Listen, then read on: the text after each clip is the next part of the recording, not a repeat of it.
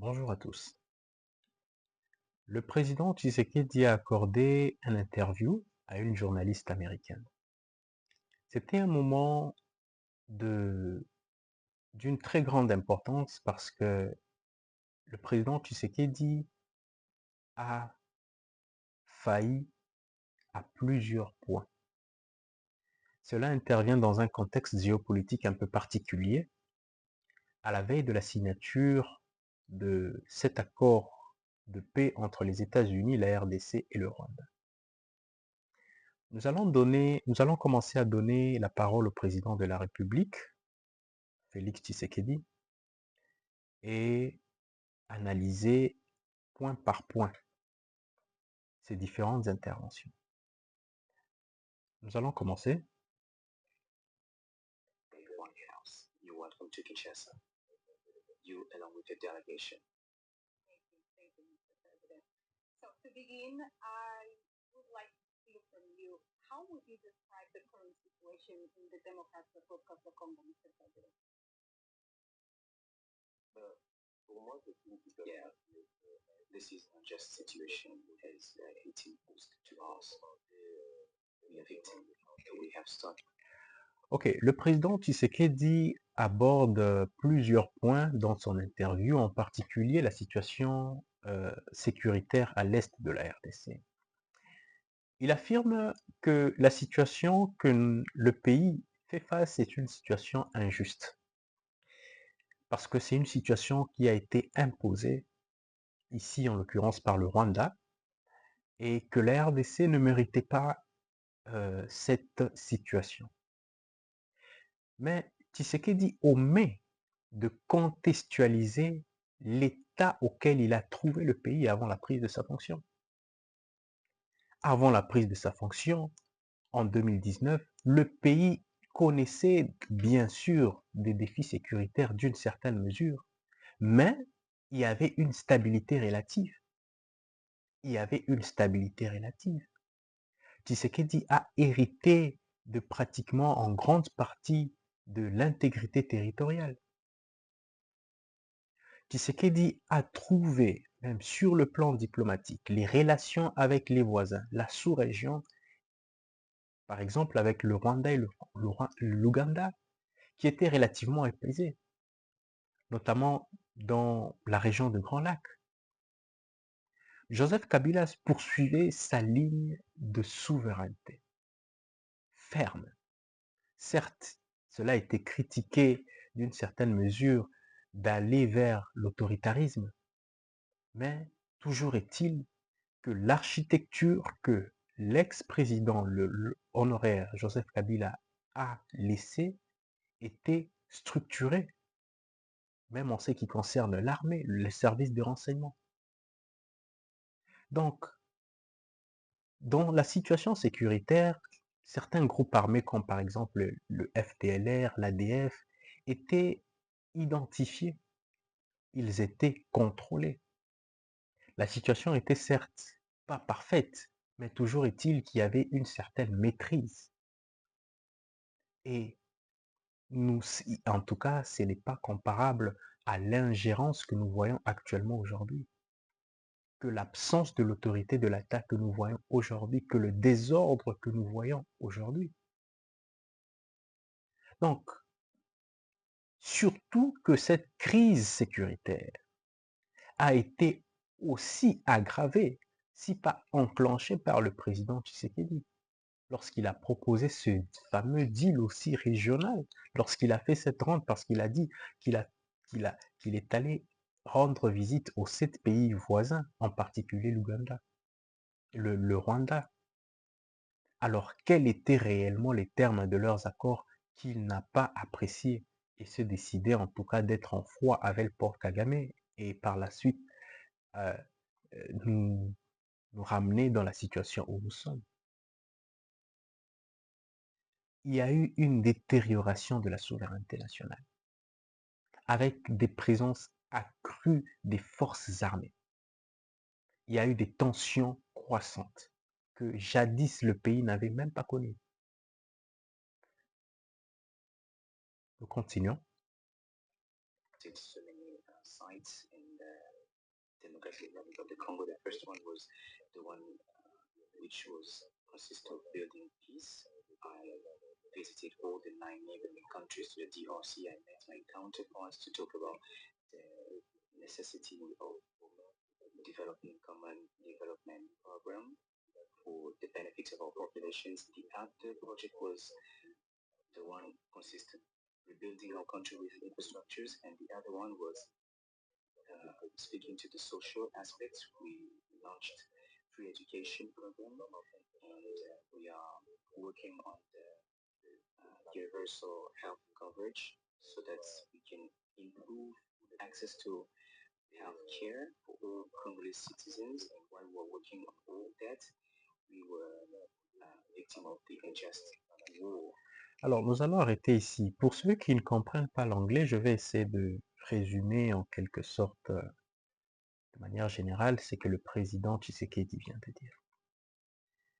Alors, il tente tout simplement de se dédouaner de sa responsabilité face à la dégradation sécuritaire à l'est de la RDC. Il affirme que pendant qu'il s'est concentré sur les différents chantiers, que ce soit la couverture santé universelle, la gratuité de l'enseignement et toutes les autres infrastructures que son régime a initiées, que le gouvernement a initiées, c'est alors que cette guerre injuste lui a été imposée. C'est lorsqu'il était en train d'accomplir ce chantier que cette guerre lui a été imposée. Tshisekedi cherche à faire croire que ces échecs sont imputables au conflit à l'Est, que cette guerre n'aurait pas pu, qu'il aurait dû faire mieux si la guerre ne lui avait pas été imposée. Donc, il est dans une posture de victimisation, en laissant entendre que son action est freinée. Il avait des bonnes intentions, il avait de l'argent, il avait l'amour du pays, il avait l'amour de son peuple, mais que tout cela est freiné, c'est un aveu de faiblesse, par les circonstances qui sont indépendamment de sa volonté, en l'occurrence ici, la guerre que nous subissons à l'Est. Alors, c'est une rhétorique de victimisation, comme je l'ai dit, de fuite, parce qu'il est en train de fuir ses responsabilités, parce qu'il est en train d'essayer, c'est une tentative de manipulation de l'opinion, parce qu'il essaie de faire croire à l'opinion qu'en réalité, il n'a pas sa responsabilité dans ça. Il faudra regarder vers l'Est, il faudra regarder vers le Rwanda, il faudra regarder vers ceux qu'il a qualifiés comme des terroristes. Et par conséquent, c'est dédouaner de la même façon de sa gestion sécuritaire d'abord, mais aussi de l'absence des résultats concrets sur les différentes infrastructures et initiatives qu'il a entamées. Donc, pendant qu'il est en train de se lamenter, le peuple congolais, lui, continue à souffrir. Il y a le chômage, il y a l'insécurité, il y a le régionalisme, il y a l'absence de l'autorité de l'État. La cohésion nationale devient de plus en plus utopique. L'heure n'est pas à la justification, mais l'heure est à la redevabilité, à la responsabilité. Mais ici, Félix Tshisekedi est en train de fuir ses responsabilités. Nous continuons. That's hiding, looting intentions, the intentions to loot our mineral and agricultural resources. This is unfortunately the unjust situation that we are experiencing. You mentioned a few times injustice and victims. What would you like the international community to better understand about this conflict? Something that maybe is often overlooked or misunderstood. Well, the international community should understand that this started from the genocide from Rwanda in 1994. Back then, the DRC was called Zaire, and the Zaire presidents late Mobutu. Alors, nous allons nous arrêter ici. Je vais vous faire comprendre le fond de sa pensée. Lorsqu'on l'interroge sur ce qu'il souhaite que la communauté internationale comprenne à la crise de la RDC, il se perd dans des discours d'histoire tout simplement inutile. Il dit que voilà, tout a commencé à partir du génocide rwandais et après on a demandé, la communauté internationale a demandé au président de l'époque, Mobutu, d'ouvrir les frontières, ce qui a permis à ce que les génocidaires rentrent par la frontière et par conséquent le conflit congolais a commencé. Mais il est dans une histoire inutile parce qu'il oublie que la responsabilité de cette même communauté internationale est connue et documentée. Il fait abstraction que les puissances étrangères, en particulier même les États-Unis avec qui ils veulent signer, ont soutenu depuis très longtemps l'Ouganda et le Rwanda pour déstabiliser la RDC à travers une guerre indirecte, une guerre de proxy. Les États-Unis, la stratégie d'une bonne partie de la communauté internationale était de déstabiliser le Congo à travers des pays satellites comme l'Ouganda et le Rwanda, mais dans le but tout simplement de faciliter le pillage systématique de nos richesses, de nos ressources. Alors cette guerre de l'Est n'est pas simplement une crise interne, mais c'est tout simplement une guerre géostratégique. C'est une guerre qui a été imposée par le Congo, par cette même communauté internationale. Cela a été imposé dans la logique de bien exploiter, dans la stratégie d'exploitation du chaos, dans la stratégie de stabilisation de la stabilisation de l'instabilité. Mais c'est le même schéma de ce qui se passe, par exemple, au Sahel, comme au Mali, au Burkina Faso, au Niger. Il y a des puissances qui utilisent des groupes armés, qu'ils étiquettent rebelles, djihadistes, terroristes, peu importe, mais nous savons très bien que c'est de la cache de l'impérialisme, à travers ces proxys pour tout simplement justifier leur intervention militaire, afin de repositionner des bases étrangères et surtout d'imposer des rapports de force économiques qui sont tout simplement inéquitables. Donc, la stratégie de déstabilisation qui a été orchestrée sert précisément à empêcher la RDC de reprendre le contrôle de ses ressources minières, de ses ressources de sol, de sous-sol. Cette stratégie, le Congo devrait être libre et souverain. Le Congo serait un moteur potentiel de la renaissance économique africaine. Comme Frantz Fanon le disait, l'Afrique est un revolver où la gâchette se trouve en République démocratique du Congo. Mais c'est une perspective que les puissances étrangères ne cherchent pas du tout à avoir. Mais face à cette réalité, qu'est-ce que le président Félix n'ose pas dire, n'ose pas nommer? Il n'ose pas nommer les vrais responsables qui se cachent dans ce qu'en dit la communauté internationale. Il évite de dénoncer clairement même le rôle ambigu des États-Unis. Nous savons très bien que les États-Unis étaient les parrains sont d'ailleurs les parrains des Rwandais. Le jeu trouble qu'il a joué avec le Rwanda, sa complicité passive dans la déstabilisation de la RDC, alors même que le peuple congolais est en train de mourir. Le peuple congolais est en train de souffrir. Tshisekedi a manqué ici de nous faire une pédagogie réelle, celui de nommer un chat, celui de nous dire réellement que la communauté internationale était aussi complice dans ce qui s'est passé en RDC. Mais là, il fait croire comme si la communauté internationale ne savait pas et il est là pour expliquer le conflit de la RDC. Ce n'est pas son rôle de expliquer à la communauté internationale réellement, mais de mettre la communauté internationale face à ses responsabilités. Continuons. Invite to open the borders to receive the Rwandan refugees that were running away from genocide. But unfortunately, among those victims, there was among them genocide causes and doers, and we would have done it otherwise in order to control those genocide doers. That we gave to the Rwandan army the authority to enter the Congolese territory and to sort that issue. And from that time on, Écoutez, il faudra empêcher ici le président de réécrire l'histoire.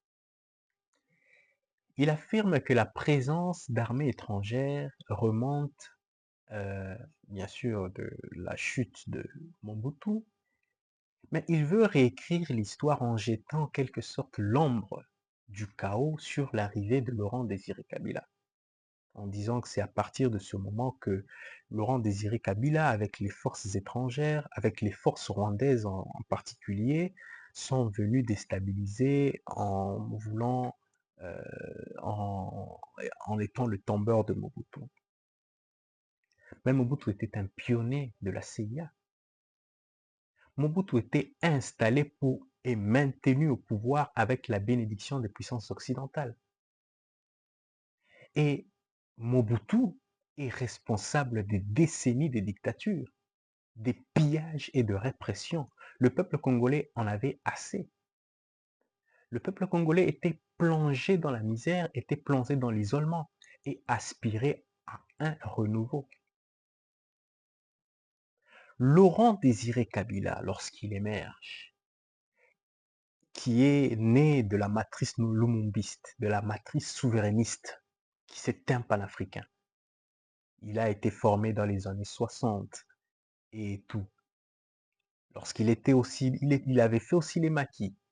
Il y avait aussi les temps des Moulélé et les autres.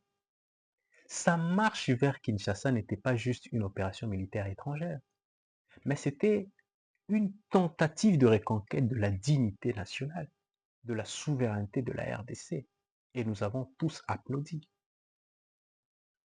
Alors, ces alliés régionaux que sont le Rwanda et l'Ouganda en particulier ont joué un rôle important face à l'avancée des troupes, mais malheureusement, ces pays ont agi comme étant des exécutants d'un agenda beaucoup plus vaste, celui de la déstabilisation encore de la RDC.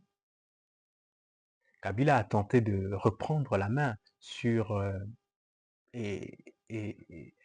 sur cette situation en affirmant la souveraineté de la RDC, mais nous savons tous comment il a fini.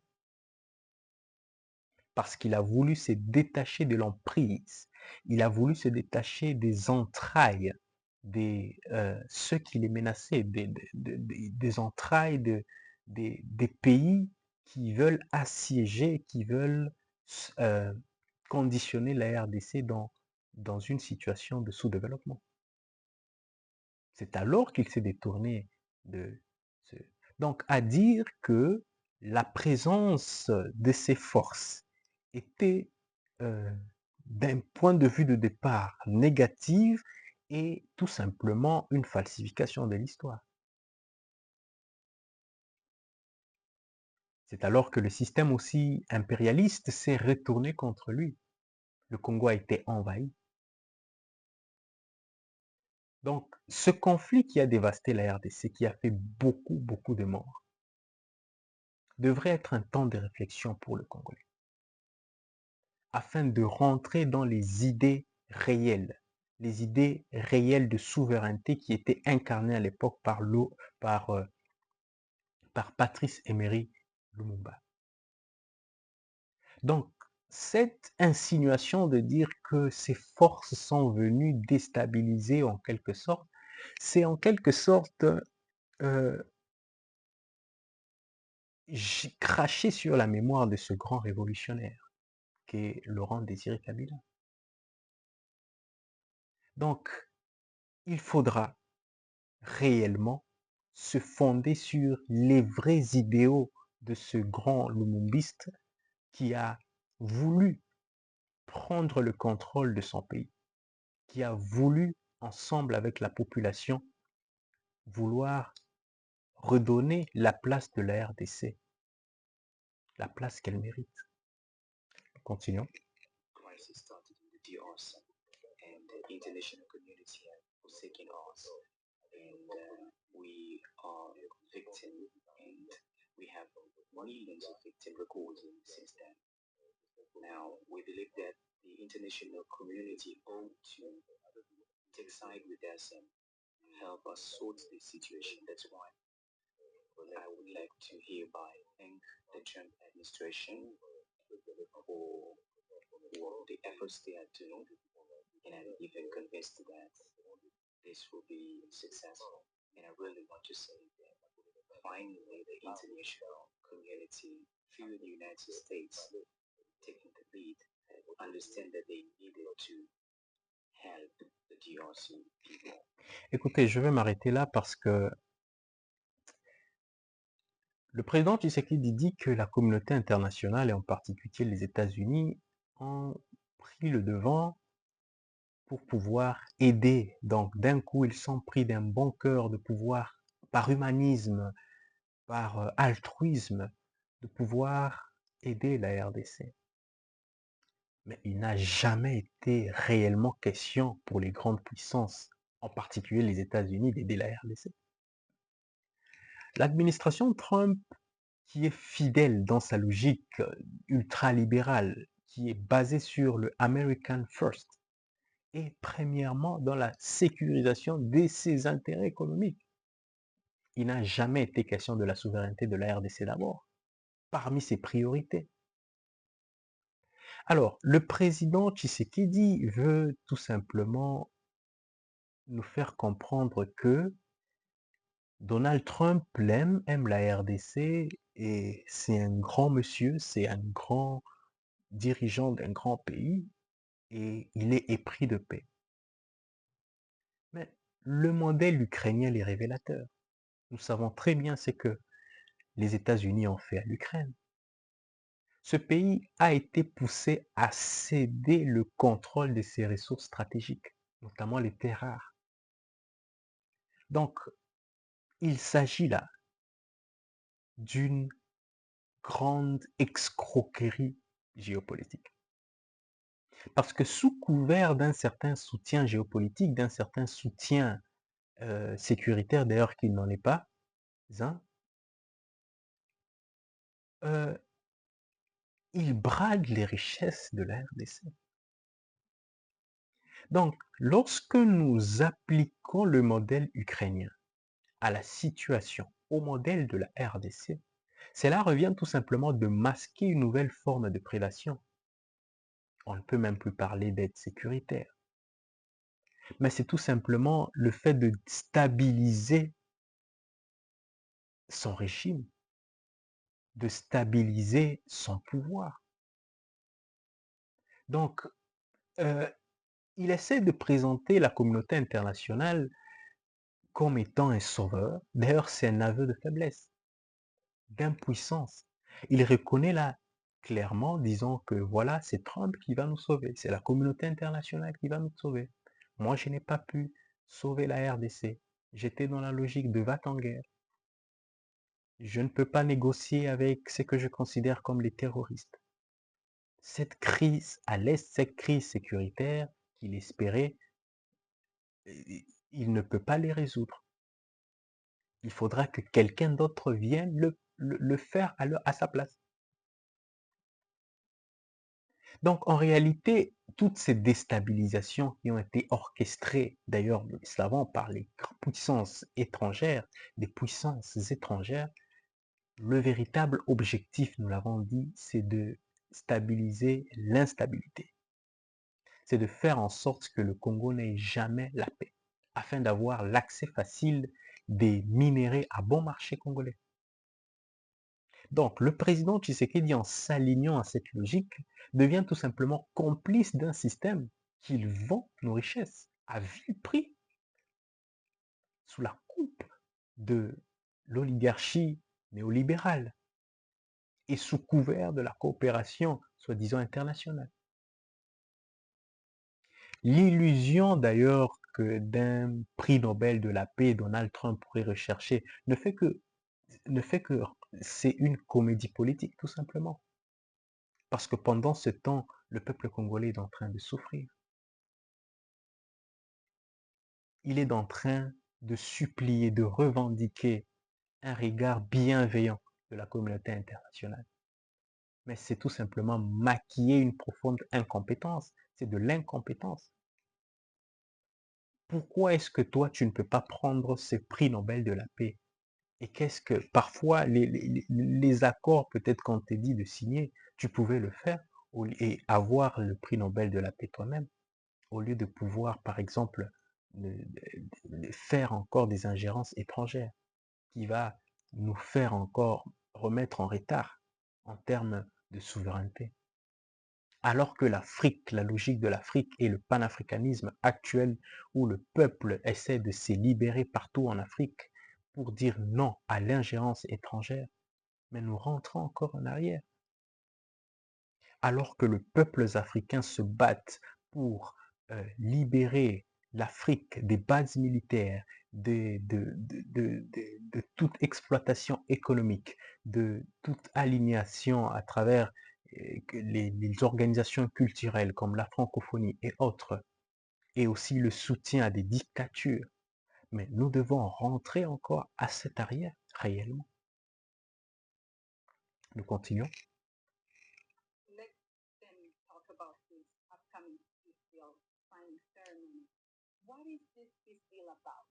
Can you explain?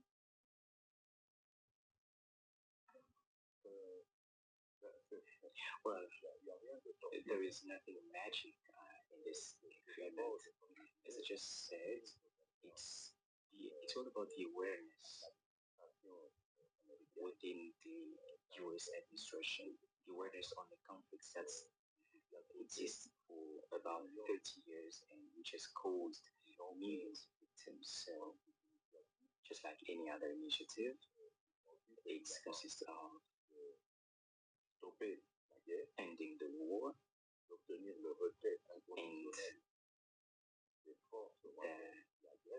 achieving the unconditional withdrawal of all the troops and all.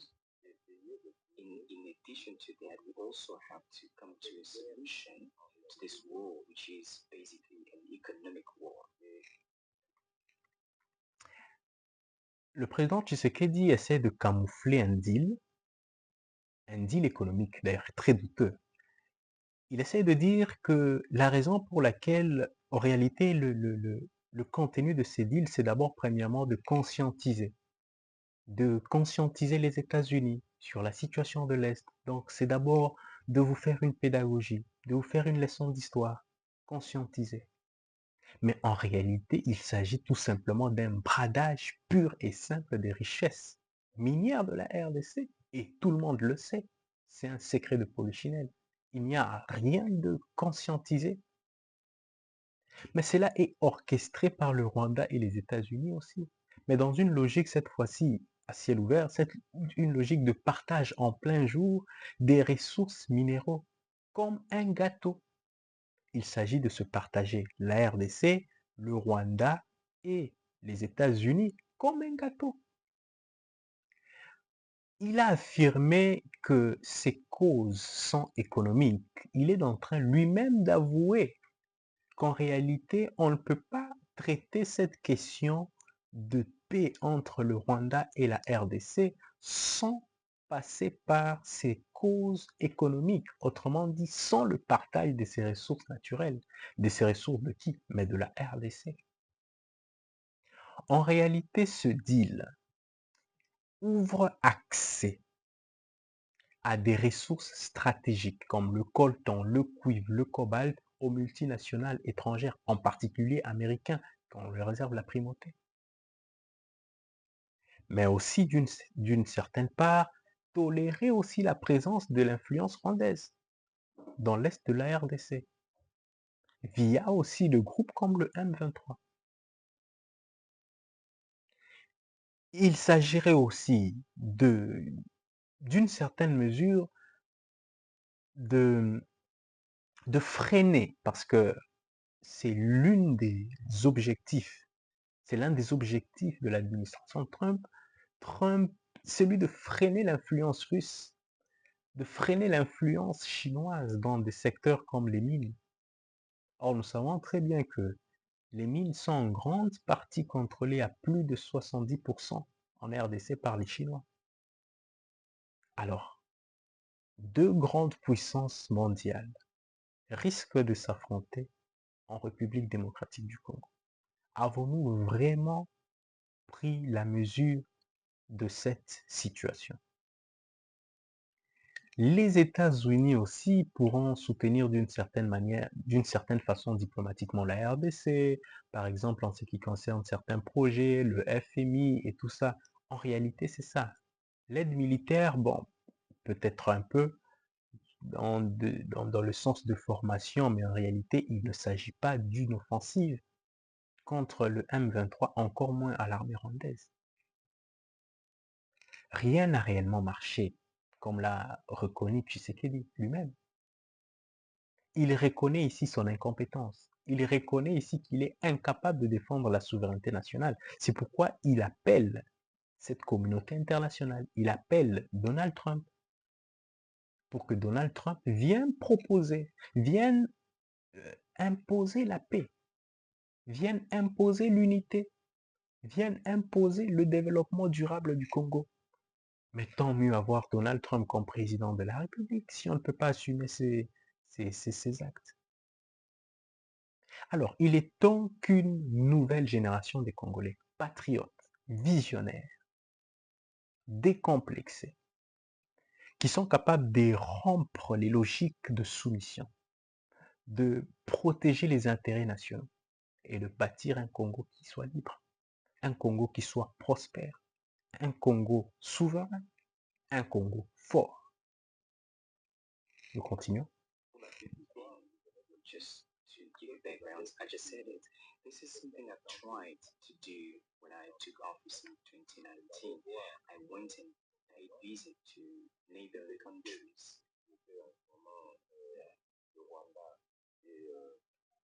Back then, there was Rwanda and Uganda and Burundi that were the most concerned because back then, Burundi also joined Uganda and Rwanda against the DRC in order to suggest this deal between us and see how we could be able to move towards a cooperation based upon economic exchanges instead of fighting, having these tensions, use these tensions that would have consequences on the stability of the region. Unfortunately, in 2022, Rwanda went to war against us, and Uganda understood that we are now building good relationship with the President Museveni. In Burundi, thanks to President Ndayishimiye, they have also considerably improved their relation with the DRC. They are now a sister country. Now we hope that with the mediation of the U.S. administration, this peace will come true. Why do you think President Trump is so interested to bring peace to DRC? Why he's working so hard to bring peace to DRC, in your point of view? Mais d'abord parce qu'il l'a annoncé. First and foremost, because he announced it. Ensuite, parce que and then President Trump represents the first word power, the U.S. Okay, come in. This could be you. Busy professional, you've earned money, you've got cash in. Are actually the leaders. Tshisekedi affirme que Donald Trump aurait manifesté l'intention, manifesté l'intérêt pour résoudre la situation de la RDC, parce qu'il a dit lui-même, parce que Donald Trump l'a manifesté, l'a voulu. Mais la réalité est tout autre. Ce n'est pas les États-Unis qui ont sollicité la RDC, c'est Kinshasa qui s'est précipité vers Washington, croyant naïvement que Donald Trump pourra résoudre ce conflit, croyant naïvement pouvoir repliquer aussi le modèle ukrainien que nous venions à peine de parler. Parce que qu'est-ce qui s'est passé réellement en Ukraine? Dans cette précipitation, en ce qui s'est passé en Ukraine, c'est que l'Occident a essayé d'une certaine mesure de garantir la paix en Ukraine contre la Russie et en, en bradant, parce que c'est de ça qu'il s'agit, des ressources minières, les ressources de l'Ukraine. Donc, Tshisekedi pensait que Donald Trump, et il sait que ce n'est pas parce que Donald Trump veut aider la RDC, mais parce qu'il sait que Donald Trump fonctionne dans la logique de business. C'est pourquoi Kinshasa a précipité de flatter Donald Trump. Il a précipité à flatter Donald Trump avec nos richesses, en voulant brader les richesses de la RDC et espérer avec ça flatter Donald Trump afin que Donald Trump, celui-ci, puisse s'intéresser jusqu'à ce que s'intéresser à nos richesses, mais tout simplement contrairement au profit et à la souveraineté des peuples. C'est de ça qu'il s'agit. Ce n'est pas Donald Trump qui a voulu comme ça résoudre un conflit. Et je trouve que c'est de la soumission. Le régime congolais est vassal de l'impérialisme occidental parce qu'il est prêt à tout pour plaire à une puissance étrangère. En affirmant que les États-Unis a une responsabilité face à cette culpabilité, parce qu'il dira que Donald Trump, Tshisekedi, il invite ici le président américain à vouloir, parce que c'est une prostitution diplomatique, c'est une prostitution d'État, celui de pouvoir tout donner, presque, à une grande puissance afin d'assurer quelques faveurs face à son frère rwandais. On continue. And everybody knows because I was talking about the international community, and I believe that the United States has some responsibility in what's happened in the region. This might not be to mean that they are guilty, but they have the responsibility, which is that they trusted the regime. Le président Tshisekedi est en train d'utiliser la langue de bois diplomatique parce qu'il refuse de nommer un chat un chat. Il refuse carrément de reconnaître et de faire comprendre que réellement les parrains de cette guerre, ce sont certains sponsors étatiques internationaux qui sont derrière les Rwandais, qui ont orchestré cette instabilité en RDC. En tout cas, de manière aussi indirecte. Mais non, comment espérer résoudre ces conflits en cela? C'est une contradiction profonde. Parce que le président Tshisekedi dit que la RDC a une responsabilité. Il sait réellement la vérité. Il sait que pendant longtemps, le régime américain a soutenu un pion qui était Mobutu. Et à un certain moment, parce qu'on a tellement utilisé Mobutu, il fallait aussi se débarrasser de lui. C'est pourquoi on a utilisé un Paul Kagame. Sachant cela, il ne veut pas dire qu'il y a une responsabilité directe des États-Unis. C'est de ça qu'il s'agit. Continuons. That was involved in the genocide, and as they were trying to correct the mistakes they had, they even caused other mistakes and other. Écoutez, s'il y a une responsabilité des États-Unis, comment pouvons-nous appeler les anciens bourreaux pour résoudre les conflits?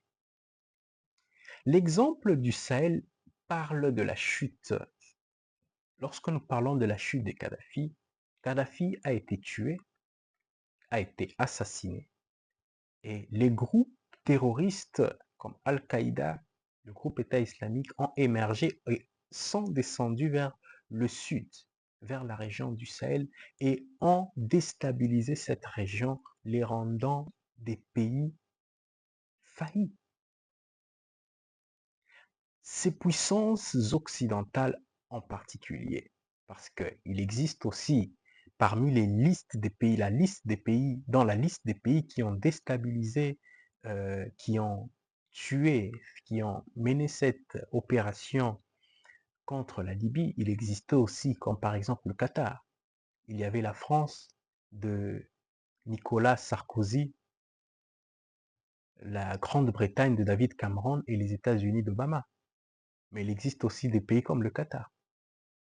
Donc, ces puissances occidentales, ils ont alimenté une prolifération du terrorisme en instrumentalisant ces groupes djihadistes, en les armant. Et les pays du Sahel, le Mali actuellement représenté par Assimi Goïta, le Burkina Faso, Ibrahim Traoré et le Niger de Abdourahmane Tiani, ont décidé, ils ont fait une lecture très simple. Comment pouvons-nous combattre les terroristes en s'appuyant sur ceux qui ont fait venir les terroristes?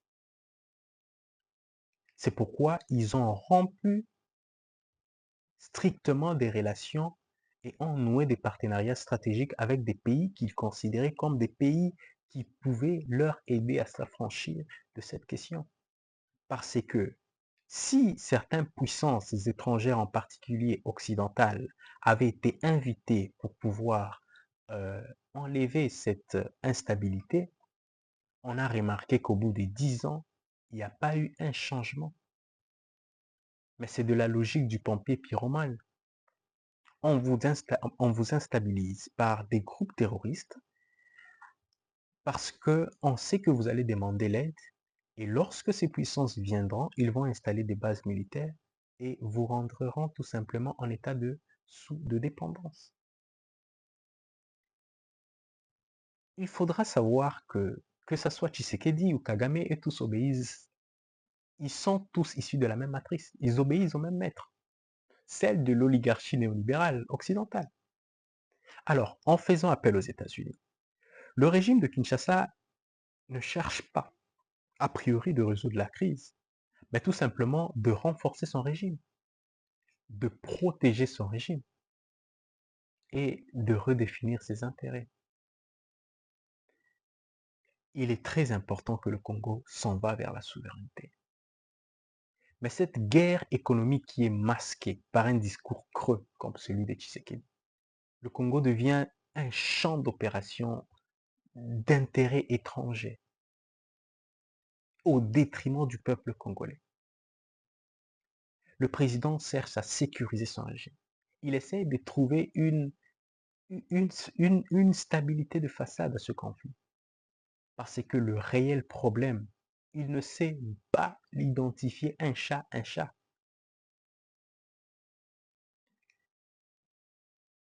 Nous allons continuer. And I think this awareness from the US administration will change the tide. As you know, Mr. President, President Trump eagerly desired to bring peace to DRC, as he personally told me many times. And he put together this specific team that has been working really hard to push this deal to really happen. And he not only wants to bring peace to DRC, he also wants to end the war between Russia and Ukraine. He's looking the situation in the Middle East. And my question for you, Mr. President, when we see peace finally reach DRC, are you considering to be the first African president to nominate President Trump for a Nobel Peace Prize? Écoutez, avant d'abord de parler de cette situation du prix Nobel, il faudra savoir que le président Tshisekedi a déstructuré la RDC avec cette stigmatisation, la corruption et tout. En réalité, il est en train de faire des beaux yeux même au Qatar, qui sont leurs parrains, qui sont d'ailleurs leurs parrains moyen-orientaux. Parce que Tshisekedi n'a pas condamné la crise, par exemple, de l'Israël contre le peuple du Gaza. Tshisekedi n'a pas condamné l'agression que que subissent certains pays africains, comme par exemple lorsque la CEDEAO a imposé des sanctions illégitimes, illégales contre l'AES, les pays de l'AES. Donc, Tshisekedi n'est pas un panafricaniste. Tshisekedi, si je dis qu'il veut s'intéresser à son pouvoir, c'est parce que s'il était réellement dans la logique de la paix, il allait être dans la logique de la paix, mais de la paix en Afrique et de la paix partout. Il ne peut pas venir se victimiser sur son pays si lui n'a pas des gènes de paix. Nous continuons. Pakistan just did it, by the way.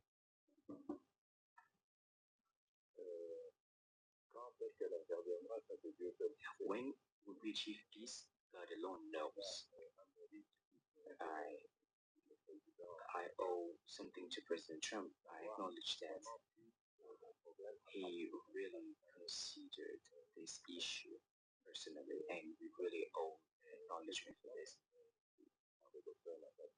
Appointed a very ineffective team led by Dr. Masakoulos. They're working with, in collaboration with our friends from Qatari, and also with the presence of the African Union, led by President Faure yesterday.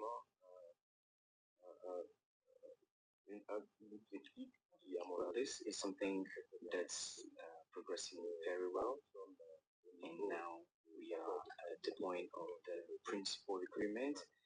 A set of principles have been selected for the agreement, and if everything goes well, by the end of next week, both of our foreign ministers from Congo and Rwanda would meet in the United States to sign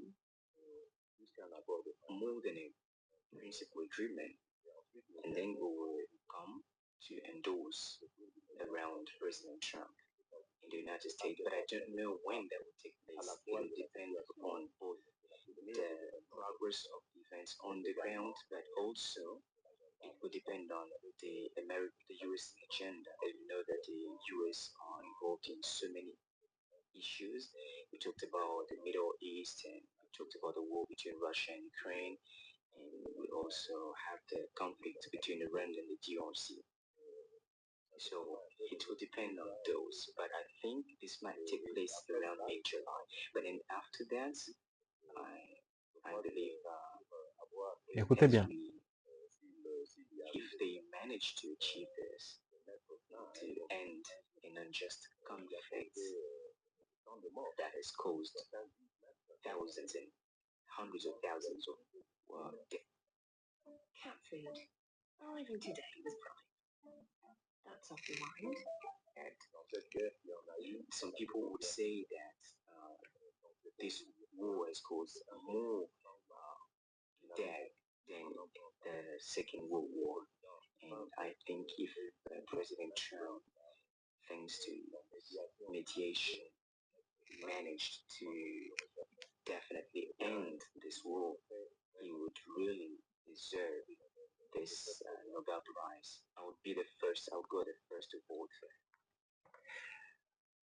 La journaliste lui pose la question s'il sera le premier président africain à voter pour le prix Nobel de la paix à Donald Trump. Si Donald Trump arrivait à réussir à imposer la paix en République démocratique du Congo.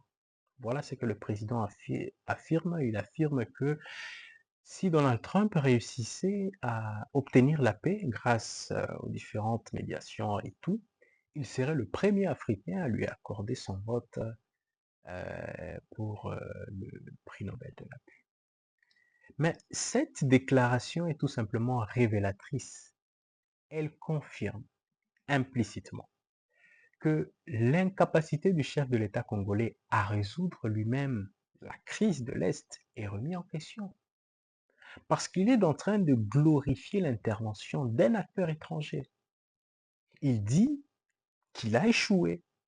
Il dit qu'il a joué son rôle et c'est fini. Et en tout cas, il ne saura plus assurer la paix. Il dit si Donald Trump pouvait venir, en tout cas, ça serait bien. C'est un désaveu propre de légitimité pour continuer le processus. il est en train de reconnaître, il dit que les États-Unis doivent imposer la paix. Au lieu de privilégier une médiation africaine, au lieu de privilégier un dialogue direct avec la RDC, donc il se dit que, en tout cas, Donald Trump mériterait un prix Nobel de la paix. Moi, je me dis, les différents points sur lesquels ils signeront, sans d'abord compter le bradage que les puissances étrangères américaines euh, euh, orchestreront, mais ces points-là, ils pouvaient s'arranger en interne avec les Congolais dans un esprit de cohésion nationale. Il pouvait lui-même avoir ce prix Nobel de la paix. Donc, Tshisekedi est dans une logique de va-t-en guerre, tout simplement. Ça dévoile en réalité qu'il est soumis, que ce soit lui et Kagame d'ailleurs. Ils ont tous leur maître en attendant leur instruction, plutôt que de prendre en main leur avenir, que en tant que peuple frère africain, se mettre ensemble pour construire un avenir commun. Le président congolais ici préfère externaliser la paix, si je peux le dire ainsi. Un médiateur qui ne connaît d'ailleurs pas la question congolaise. Lorsqu'il disait l'autre fois que la guerre congolaise a été une guerre de machettes et tout, mais ça c'était durant les génocides rwandais. Le président américain n'est pas dans une logique de compréhension profonde de la crise congolaise. Il vient faire du business et imposer la paix à sa façon. Or, nous savons comment est-ce que l'impérialisme fonctionne. Il est tout simplement un agent passif d'un arrangement dicté de l'extérieur. Il n'est pas un acteur de la paix. Il a toujours adopté un discours de va-t-en-guerre, comme je l'ai dit, donc il privilégie l'escalade et tout. Donc en réalité, il y avait 1000 façons de résoudre cette guerre. C'est pourquoi Joseph Kabila disait en réalité, la solution et le problème, c'est lui-même, Tshisekedi. Parce qu'il se tourne vers un acteur étranger pour sortir de la crise, non pas par conviction, non, mais par faute de vision, mais par de, faute de courage diplomatique, de volonté réelle de changement. Parce que c'est les États-Unis et du coup tout sera hors. Non. Les États-Unis n'ont jamais fait prospérer un pays. Les États-Unis, même lorsqu'ils ne garantissent pas en termes de sécurité, mais plutôt de soumission. Nous continuons. And Mr. President, as we know, the narrative about the Democratic Republic of the Congo around the world is not good. Many people see this country as a very corrupted country and with problems with bad governance. When this peace deal is finally reached, are you planning to lead a very big La corruption. work combating corruption in this country? No, not at all. Let's talk about this issue on corruption. Generally, the DRC is stigmatized. Of course, corruption exists everywhere in the world.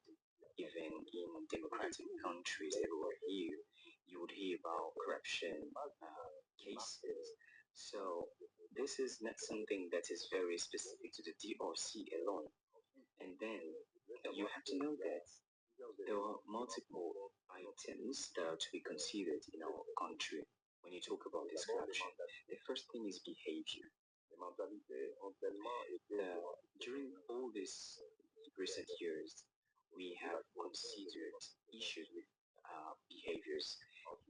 Consequently, corruption is very key and very obvious in Africa, Congolese people. And then we also have this legal system of the country, which should see to sorting this issue. And we also have the social conditions, meaning the salaries that are making it difficult for other people to eat aims to melt. And this is something that we have started. Écoutez, il a été interrogé par rapport à la corruption endémique en République démocratique du Congo. La RDC, qui est l'un des pays vraiment corrompus, le plus corrompu, et selon les classements d'ailleurs internationaux, le président Tshisekedi dit que face à cette situation de corruption, il faudra un changement de mentalité. C'est un discours vague, changement de mentalité, sans vraiment s'attaquer à la racine du problème. La racine du problème qui est une corruption systémique, endémique au sommet de l'État. L'ancien ministre des Finances, Nicolas Kazadi, avait reconnu publiquement que lorsque les fonds des projets arrivent, ils sont détournés. L'argent arrive, vous partagez entre aux responsables et puis vous réfléchissez après. Cela a fait buzz. Donc, il ne s'agit pas d'un problème de mentalité du peuple, premièrement, mais bien d'un pillage qui est organisé par les élites dirigeantes. Vous volez des millions et des millions et des millions. Et par rapport à ça, vous dites que c'est le peuple qui doit changer sa mentalité. Certes, le peuple a sa responsabilité, mais en réalité, il y a un leadership qui ne conduit pas le peuple pour aménager, pour améliorer cela. Il y a eu des cas de détournement comme pas possible en République démocratique du Congo. Donc, comment est-ce que réellement on s'attaque à ce problème?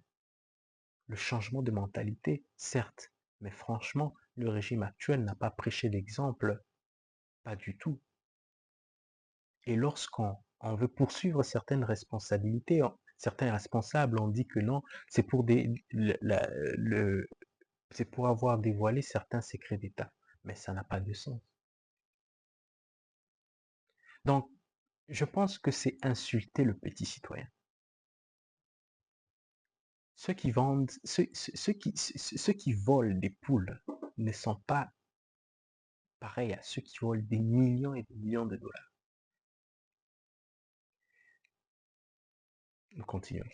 Working on since I took office in 2019. We started fighting against it.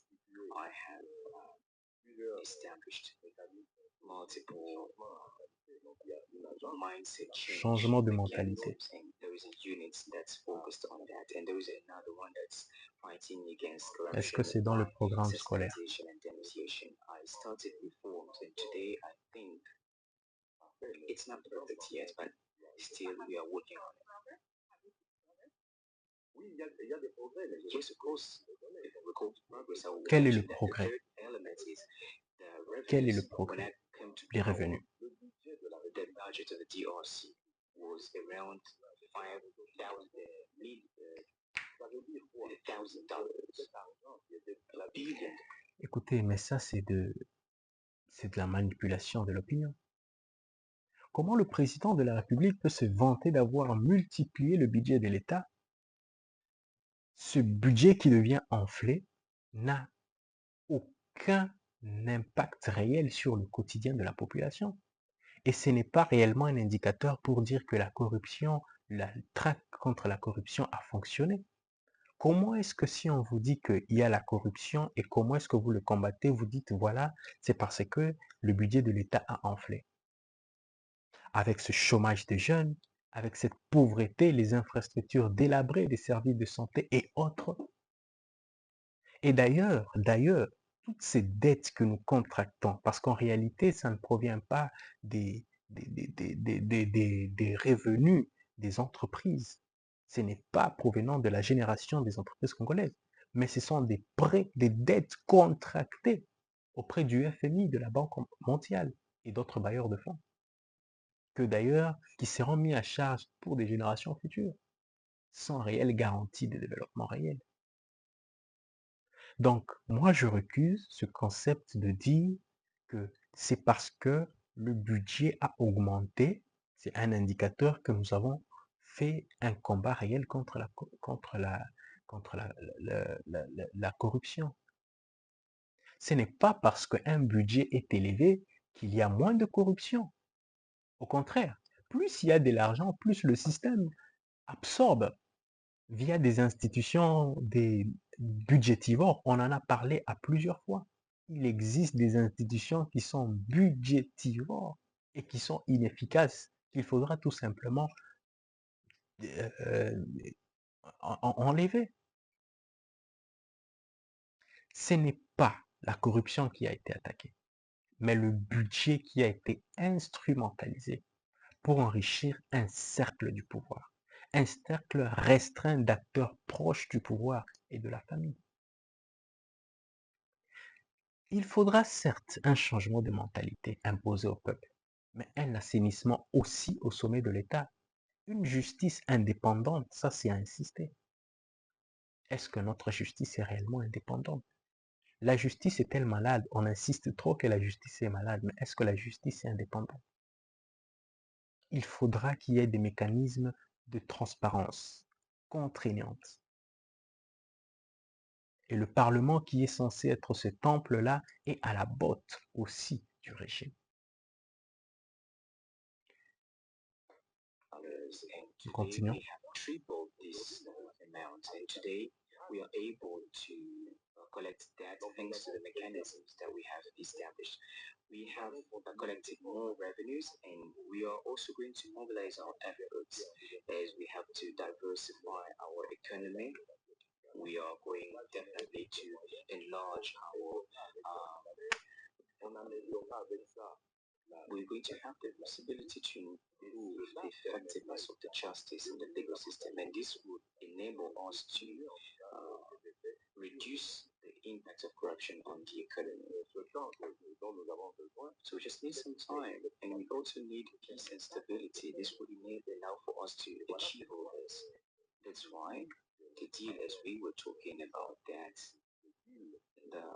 the deal, the economic deal with the United States is well received here, as this would allow for us to not only extract our Écoutez bien. minerals and to also assign responsibles for those, but also to process them and transform them locally. Transformer localement. Improving our energy capacity, transforming.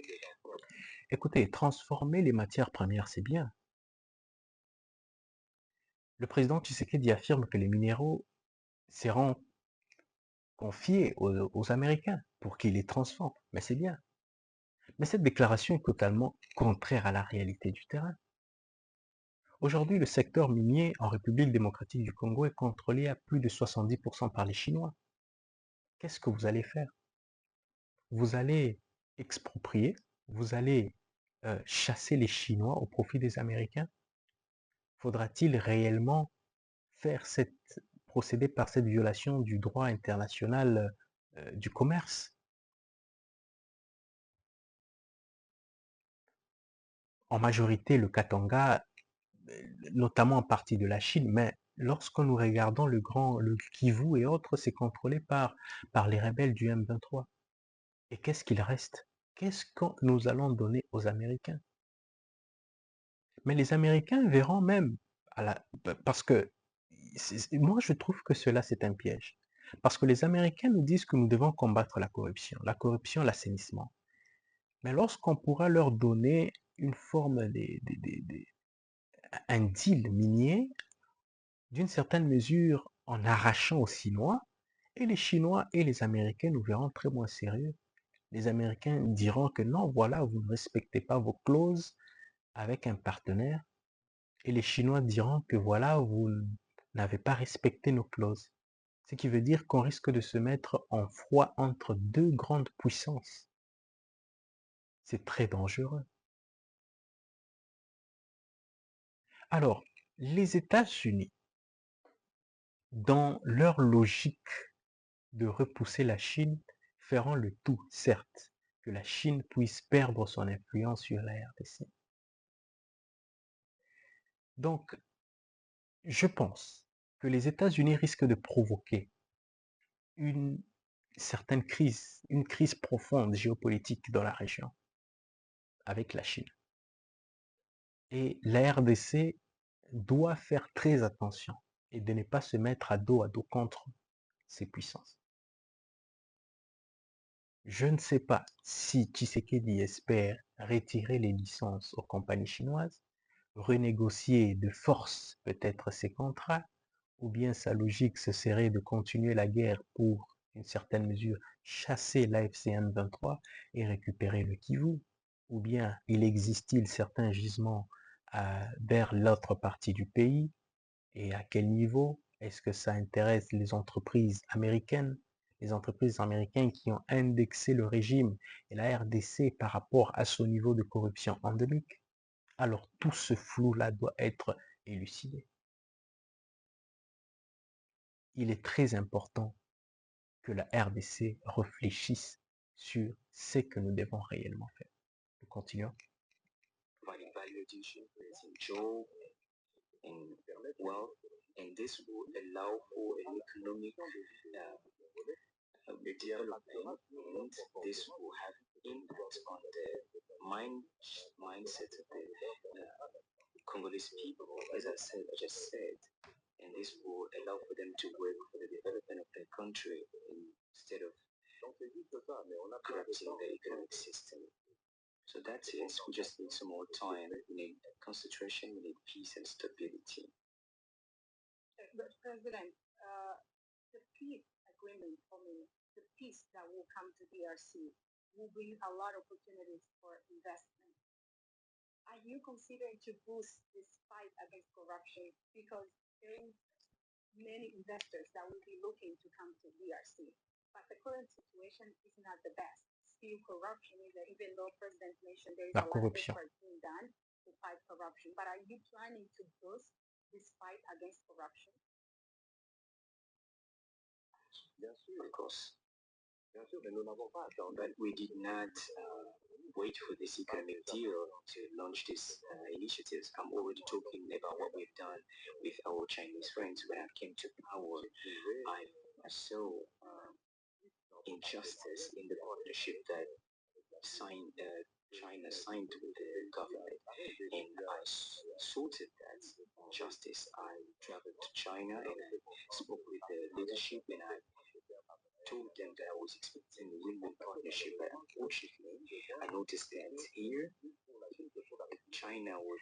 Écoutez, le président dit qu'il n'a pas attendu les injonctions, nous allons le dire ainsi, de l'administration américaine ou de certaines entreprises étrangères indexant la République démocratique du Congo sur sa corruption endémique pour pouvoir engager des réformes concernant la corruption.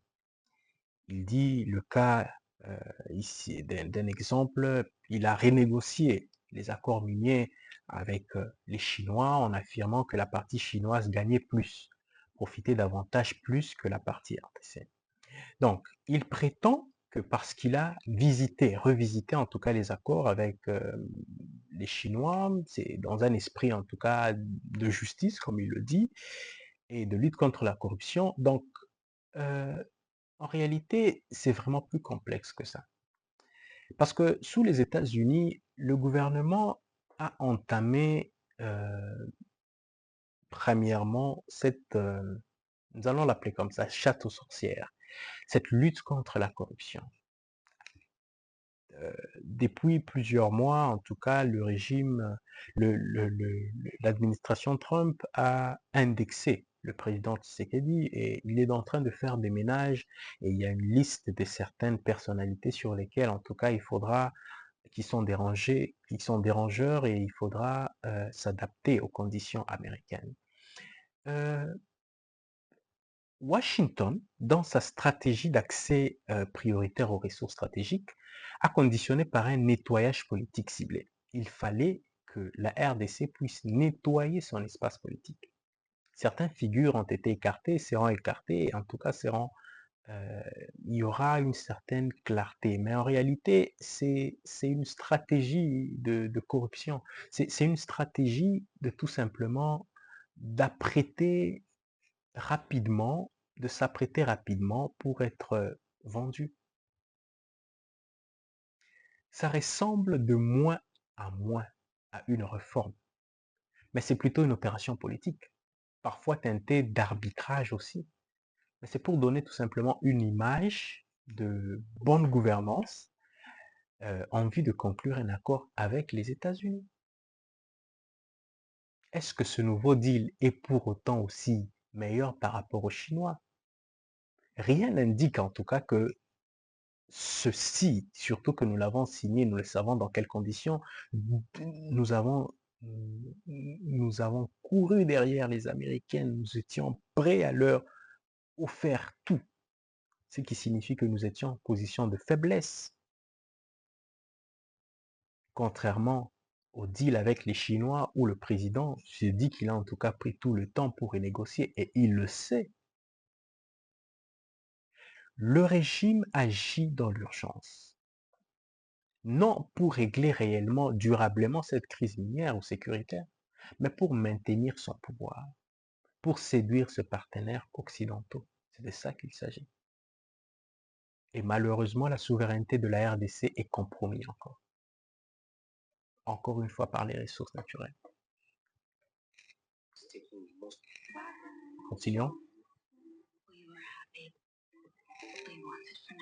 Also the benefits, then the Congo and our Chinese friend accepted to review that, and now we are trying to rebalance things regarding that.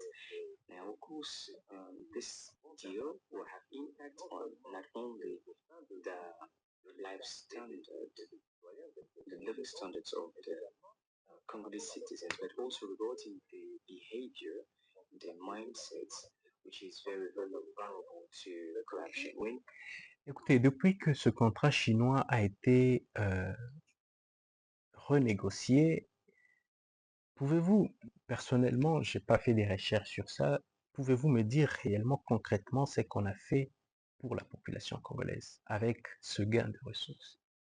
Vous savez, on ne peut pas changer un système de prédation. Ce n'est pas parce qu'on a changé de maître, on a changé de partenaire, on a changé d'amis que réellement le système va s'améliorer. C'est pas en quittant les Chinois pour aller chez les Américains que le système va s'améliorer. On ne change pas les règles. C'est précisément dans cette logique de dépendance, de soumission qui menace aujourd'hui le destin économique et géopolitique de la RDC. C'est de ça qu'il s'agit. you have financial capacity, you are less vulnerable to corruption. So that's it. And how do you plan to ensure security for foreign investors in the areas that were in conflict? And for those areas, today we are fighting against this conflict. We are trying to eradicate thanks to this mediation by the US, which I commend, but also through capacity building of our defense forces and security forces. And regarding that, I believe we were very unsuccessful in even the last. Le président Tshisekedi dit qu'il a été, en tout cas, lamentable, si on peut l'utiliser comme ça, face à cette guerre. En tout cas, il n'était pas assez, il n'y a pas eu de succès dans cette offensive ou défensive, dans cette guerre contre le M23.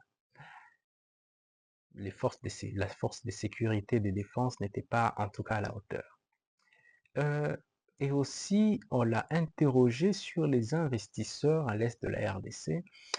On lui dit comment est-ce qu'alors tu vas t'assurer que, étant donné que ces régions sont toujours occupées par des groupes, des forces soutenues par le Rwanda, c'est connu, comment est-ce que tu comptes t'y prendre, vous comptez vous prendre pour rassurer en tout cas les investisseurs et face aussi à la question des ressources se trouvant dans cette partie? Tshisekedi esquive la question. Il tourne autour du pot, il tourne autour du sujet, sans réellement présenter une stratégie claire de sécurisation du territoire. En tout cas, il tourne autour du pot.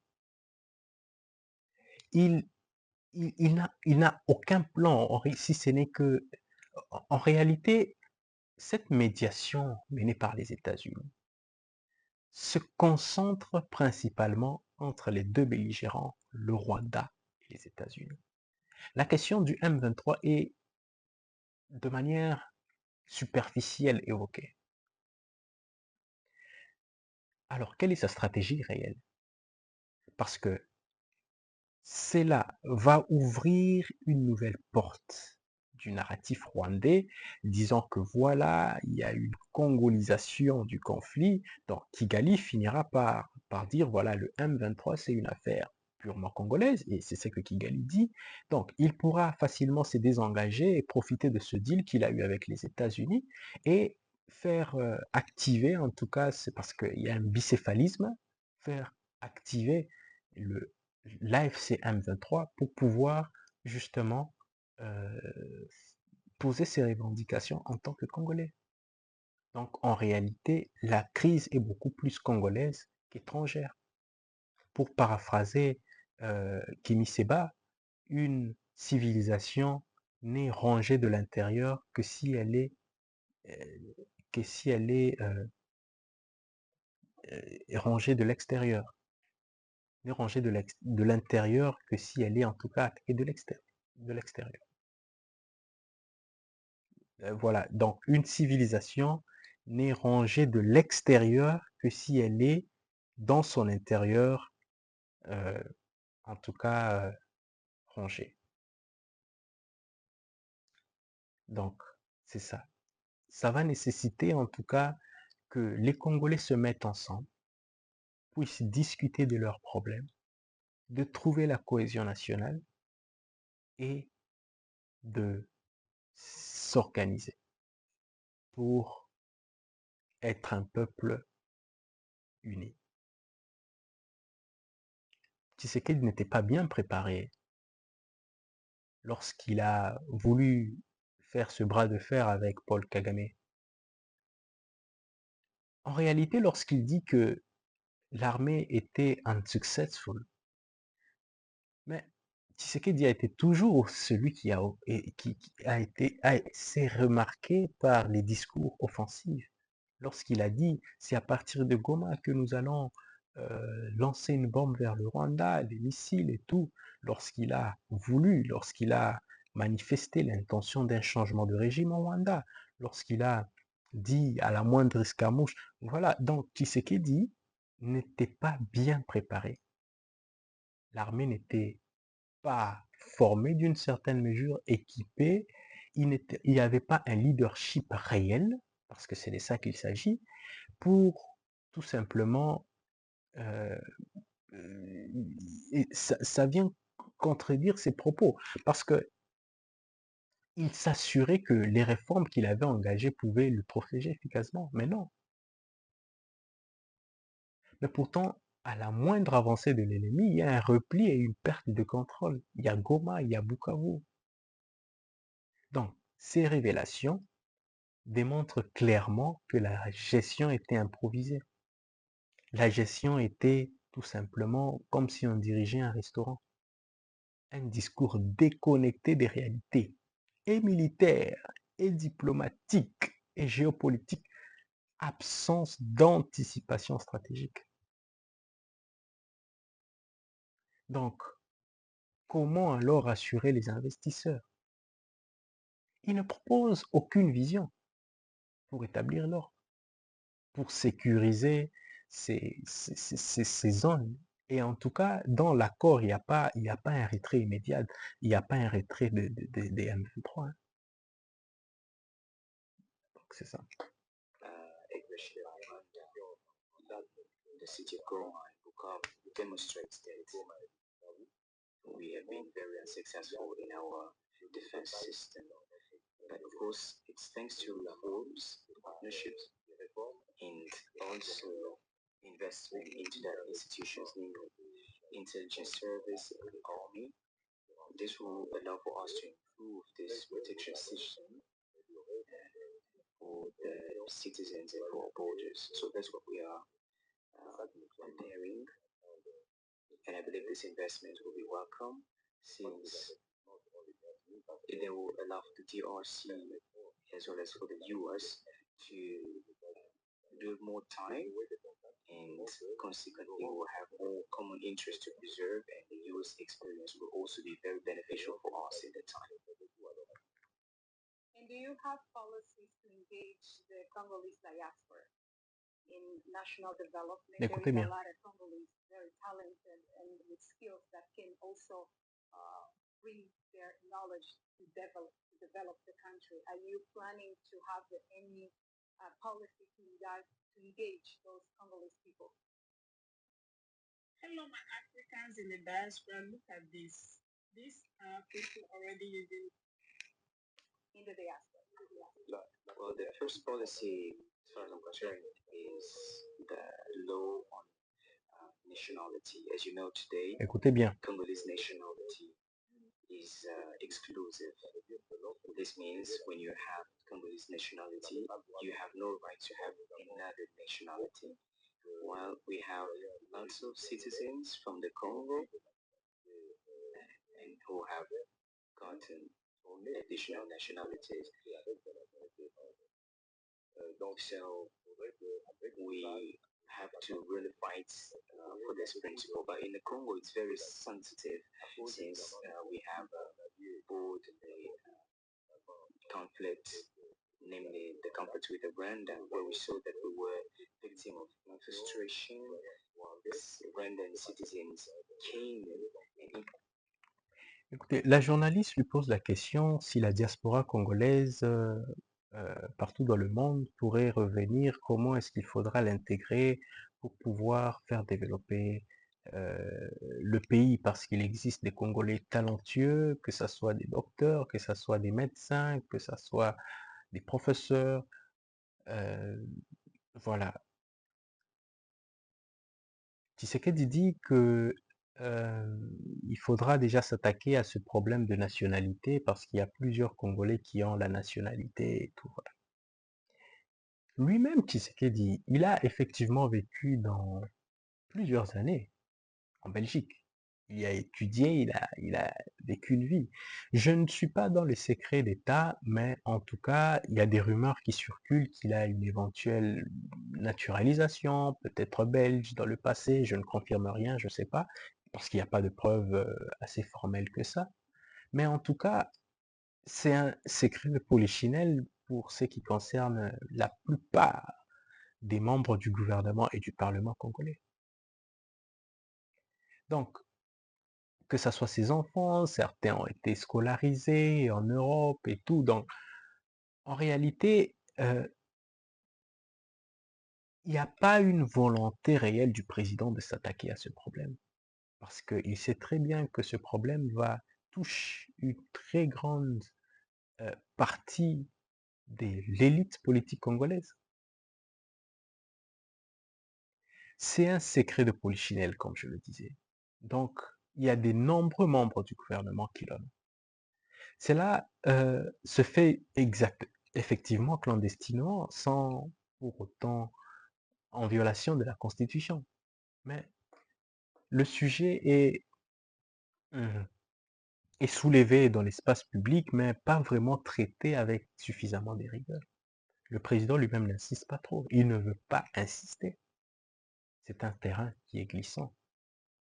Et il dit pour cela, pour peut-être justifier que c'est sûrement à cause des brassages, mixages, infiltrations et tout ça, où il y a eu certaines populations étrangères qui ont de gré ou de force, ou en tout cas de droit ou de bon hasard, acquis la nationalité congolaise et tout.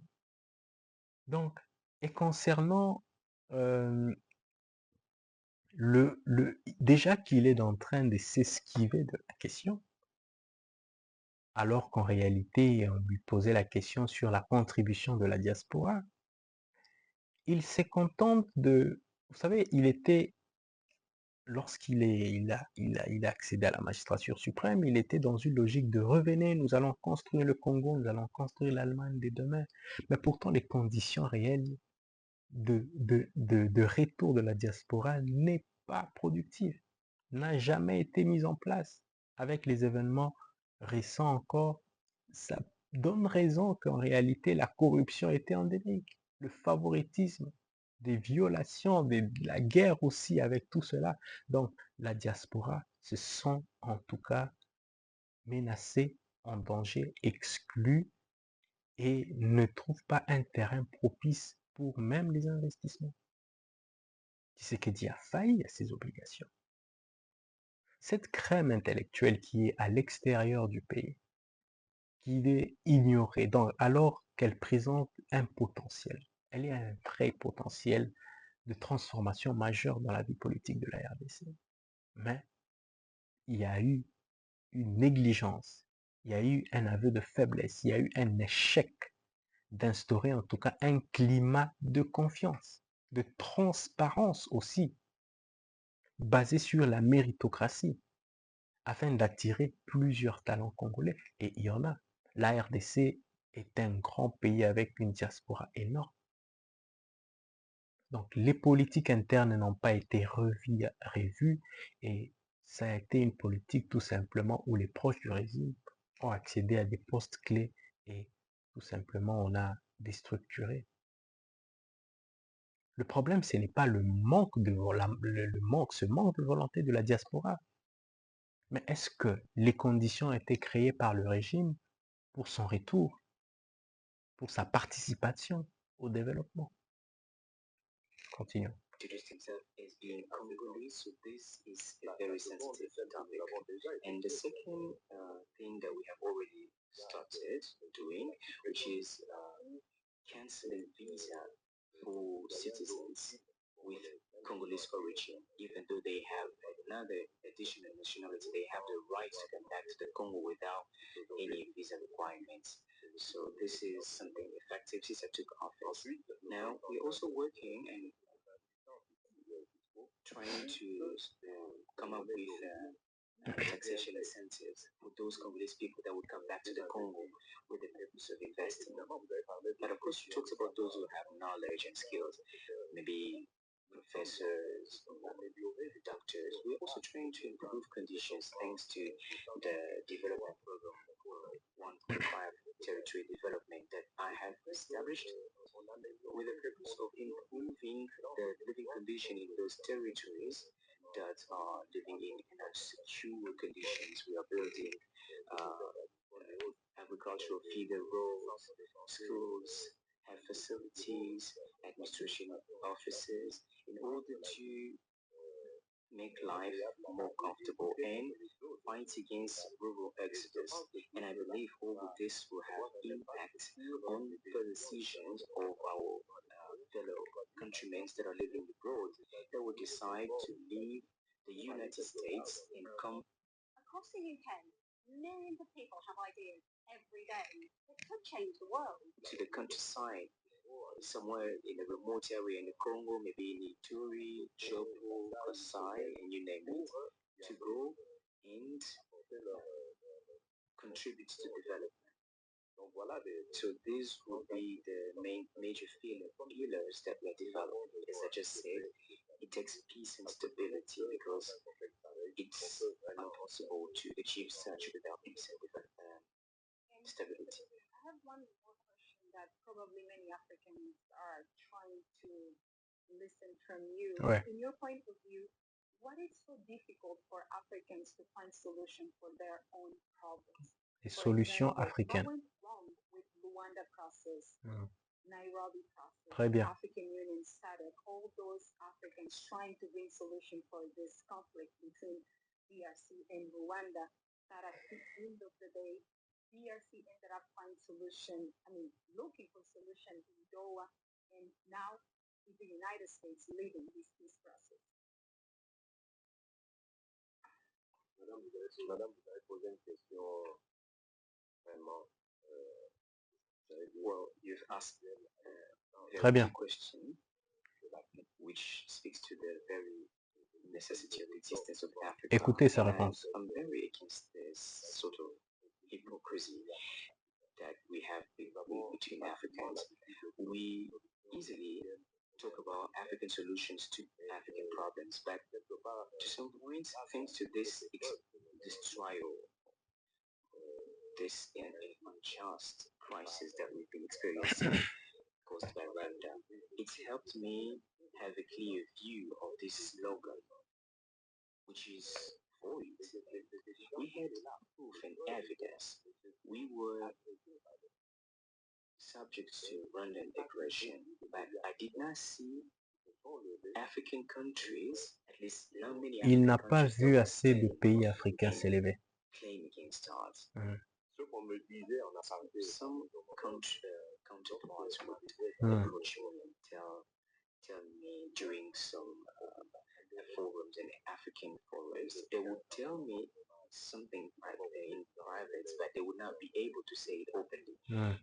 I have to really commend President Lorenzo, who is an excellent mediator who really tried his level best to achieve this peace. Mm. If there was no, if we managed to meet December 15 in Rwanda, we'll be able to sort this issue with the crisis. I also commend some select countries that have supported us. I would mention so that Écoutez, le président Tshisekedi est interrogé sur les solutions africaines aux problèmes africains. Donc, pourquoi est-ce que cette approche des résolutions des conflits africains se fait souvent par des médiateurs non africains? Dans le cas de la RDC, donc on était bien parti avec le processus de Luanda. Bon, avant cela de Nairobi et tout, voilà, et Addis Abeba dans le temps et tout. Maintenant là, bon, ça nous a surpris nous tous, Doha et puis Washington. Donc, pourquoi est-ce qu'on n'a pas encouragé, pourquoi est-ce que les Africains ne prennent pas en charge de leur situation, de leur conflit? Tshisekedi dit qu'il dénonce en tout cas l'hypocrisie de certains gouvernements africains, de certains chefs d'État, qui ne s'attaque pas réellement aux causes profondes de la crise, qui ne fait pas vraiment preuve de solidarité. Il y a des présidents qui, qui viennent leur dire quelque chose en privé, mais qui n'ont pas le courage de le dire ça publiquement. Mais là, il y a un problème.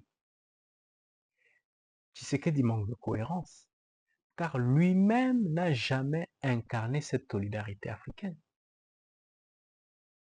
Tshisekedi n'a jamais soutenu le peuple du Sahel qui était confronté au terrorisme. Il n'a jamais fait face, s'élever contre les sanctions injustes que la CEDEAO avait imposées à travers certains aussi pays occidentaux contre l'État du Sahel. A-t-il vraiment été cette voix-là panafricaine contre les différents conflits? Non.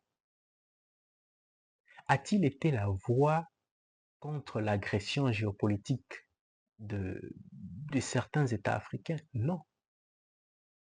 Il est resté silencieux. Il n'a jamais condamné les mesures qui asphyxient les populations maliennes, burkinabèses, nigériennes et autres.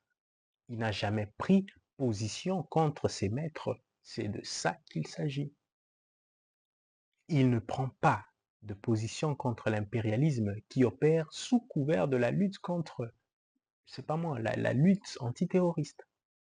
De même sur le plan international, le président congolais n'a jamais défendu, par exemple, la cause du peuple palestinien, malgré les exactions commises à Gaza, comme par exemple le blocage de l'aide humanitaire contre Israël. Bien au contraire, Tshisekedi soutient clairement Israël. Il n'a jamais pris parole, ou en tout cas timidement, pour défendre en tout cas les peuples en difficulté. Mais il sait, en tout cas, il a brillé lorsqu'on l'a vu par une déclaration soutenant le Qatar, dénonçant ce qu'ils ont qualifié en tout cas de l'atteinte à la souveraineté du Qatar par l'Iran qui essaie de bombarder une base militaire, une base qui se trouvant au Qatar. Nous savons très bien qu'en réalité, c'était pour faire des beaux yeux au Qatar. Donc, il ne peut pas prétendre ici jouer un leadership panafricain. Son régime est censé qui est centré sur la préservation de ses propres intérêts. Et il ne peut pas venir se victimiser sur une certaine solidarité des peuples africains, défendre des causes. Non. Il est incohérent de reprocher aux autres leur silence ou de leur passivité.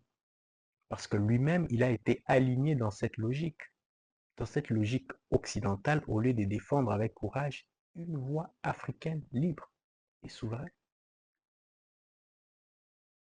Donc, le discours panafricaniste du président Tshisekedi n'est qu'une posture creuse, c'est de la victimisation, sans acte concret réellement pour soutenir cela. Il n'a pas brillé, en tout cas par sa position de défense d'Afrique. Non, pas du tout. En réalité, d'ailleurs, l'Afrique n'est pas souveraine pour défendre et décider de son propre sort. Parce qu'il existe des forces, il existe des puissances qui instrumentalisent, même dans les instances de l'Union africaine. Il existe dans certains pays et dans certains États, même dans euh, les- dans les forces de défense et de sécurité, certains